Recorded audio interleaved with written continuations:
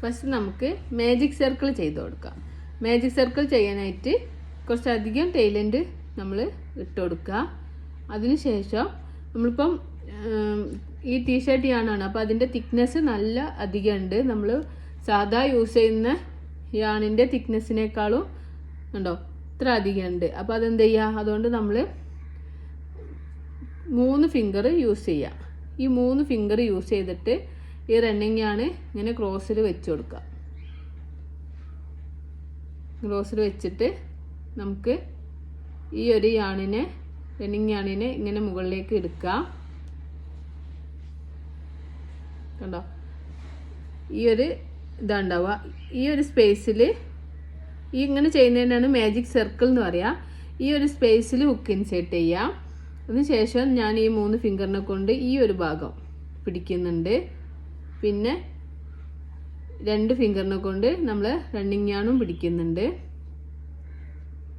അതിനുശേഷം നമുക്കൊരു ചെയിൻ 1 ചെയ്ത് കൊടുക്കാം.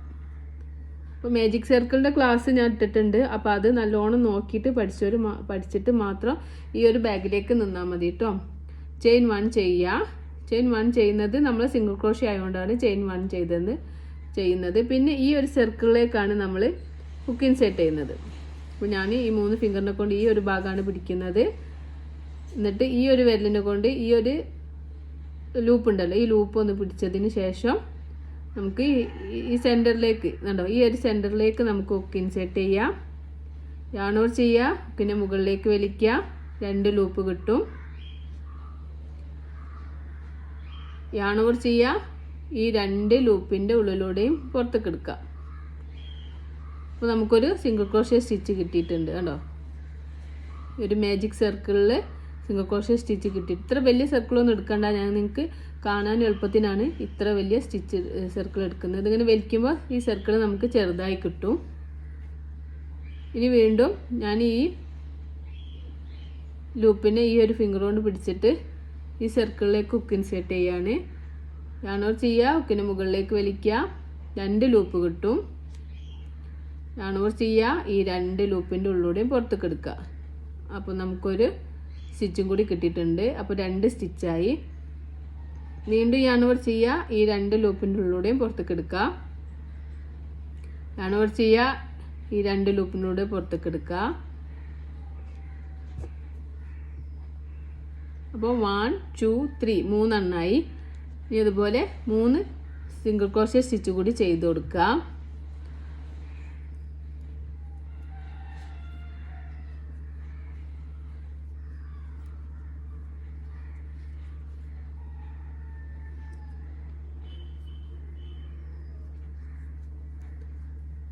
അപ്പോൾ നമുക്ക് എത്ര എണ്ണം ചെയ്തെന്ന് നോക്കണമെങ്കിൽ ഈ ഒരു ഭാഗം ഉണ്ടല്ലോ, ഇതിപ്പോൾ മാജിക് സർക്കിളിൽ നമ്മൾ 6 സിംഗിൾ ക്രോഷ്യ സ്റ്റിച്ച് ചെയ്തതാണ്.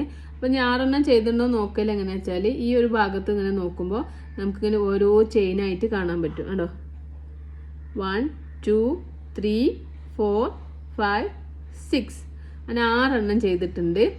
ഇതിൽ ഈ ഫസ്റ്റ് വരുന്ന ലൂപ്പ് ഉണ്ട്, ഒരു ചെയിനായിട്ടാണ് നമുക്കിത് കാണുന്നത്.